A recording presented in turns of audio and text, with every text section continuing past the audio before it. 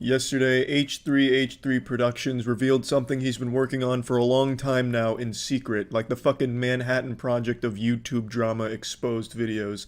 He released the content nuke on Keemstar. It's Out of 10. Production value is there, but all the receipts were from like years ago, if anything. This is stuff that we already saw about Keemstar and exposed videos that were done better by Pyrocynical, Leafy, Grade A, Under A, years ago. Now, again, with Ethan and everything, it's fine. It had a bit of that old H3H3 spirit. I won't deny it. But given the fact that we looked at receipts from, again, years ago, I felt the punch of it wasn't really as strong.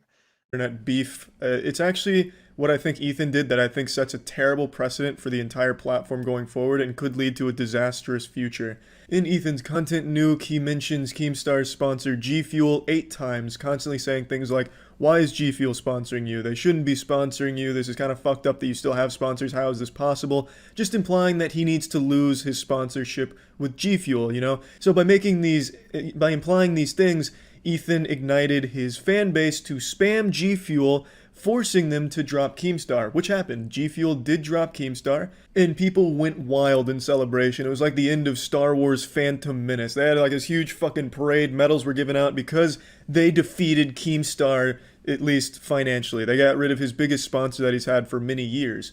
And a lot of people say, you know what, yeah, it is a slimy tactic, because it is. Going after someone's sponsors and employment, that is such a fucked up, low tactic. That's shit you see those Karen, middle-aged Karens on Twitter doing when they have an argument with someone where they start contacting the employer of the person they're arguing with, trying to get them fired. Didn't mention Etika. And in the video, Ethan doesn't outright say that Etika fucking Keem had actually killed Etika. He didn't fucking say that. I don't think anybody can make that claim. I watched the video and nowhere did he outright admit that or say it. But if you're watching a video that's 10 to 15 minutes long, let's cut the PR legal bullshit out of it. 10 to 15 minutes of the video was spent there insinuating that Keem was responsible for the death of Etika. And this is one of those things where I just want this whole situation to stop. I hate when I hear people blaming individuals for the suicides of individuals because you're pretty much disrespecting what Etika even said when he passed away. He passed away without passing the blame on to anybody. Okay, he wished the best for every fucking party involved. He passed away of his own fucking choice and volition, a choice that I wish he'd never fucking made. And he passed away, and that was the end of that, the end of his life, and he never fucking threw anyone under the bus. To disrespect that is disrespecting the man's fucking final words. His family outright went and supported Keem, and even his, ex-girlfriend, he just said, listen, this is not somebody that we're going to fucking throw over. And the thing about all of this is just pinning death and putting the fucking receipt of hey, who you caused this on somebody is just fucked up, and it goes down to anything both ways. To get them fired. It's the same tactic that Ethan and his fan base have done to Keemstar. And a lot of people say, yeah, it is kind of fucked up, but it's Keemstar, so we're fine with it.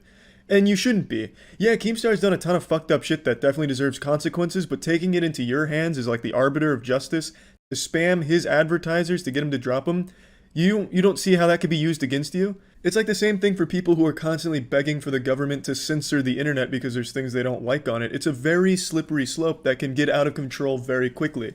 So sticking with Keemstar losing G Fuel. Well, him losing G Fuel wasn't enough for the bloodlust of the fan base. Now on the subreddit, they're taking action against Spotify because Keemstar is on Spotify, so now they're lobbying and spamming Spotify to drop Keemstar, another one of his big advertisers. So you see what's happening, right? What Ethan has done is he's given power to the fan base to ruin anyone's career. And what this does is that tells everyone else on YouTube with a following they can do the same thing because these advertisers are going to cave to pressure.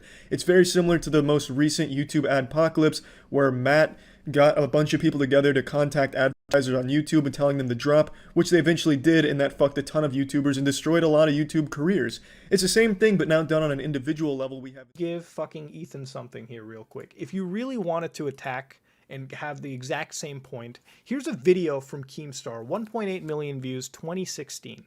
This video right here is pretty fucked up in my opinion, right? And I can't believe I'm giving Ethan hey, I have to tell you how to do the job a little bit.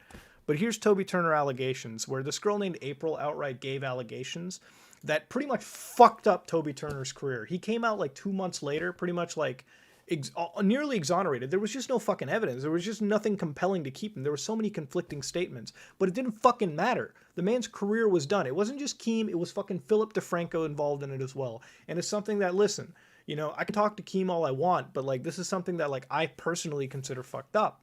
If the goal of Content Nuke was to fucking attack the credibility of Drama Alert, you could have done that by using the Toby Turner point, you know, correct me if I'm wrong, instead of tossing Etika into this situation. We haven't seen before.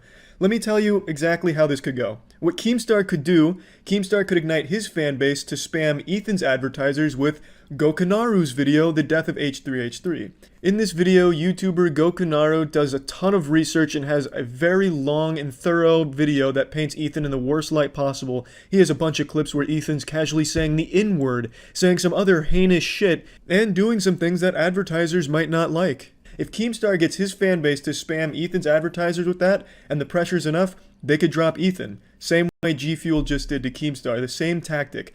What Ethan's done is he's opened up this extremely dangerous can of worms. Now, I'm not here defending Keemstar. I'm not trying to white knight him and be his chat mod, deleting mean messages and licking the piss off of his toilet seat. And I hate that I even have to clarify that. I think it's pretty clear that I'm not defending Keemstar, but the internet's already going in this way where if you don't agree with everything Ethan did in his video, all of his methods, then you're just defending Keemstar and you're a bad person.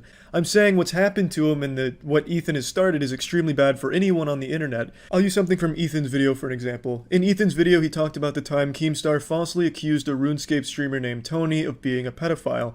Well, let's say Keemstar never made that mistake back then. Let's say he made that mistake tomorrow. Tomorrow, Keemstar says, this RuneScape streamer named Tony is a pedophile. And then people hear that, and now with what Ethan has shown them, they say, well, that's fucked up. It's time for justice.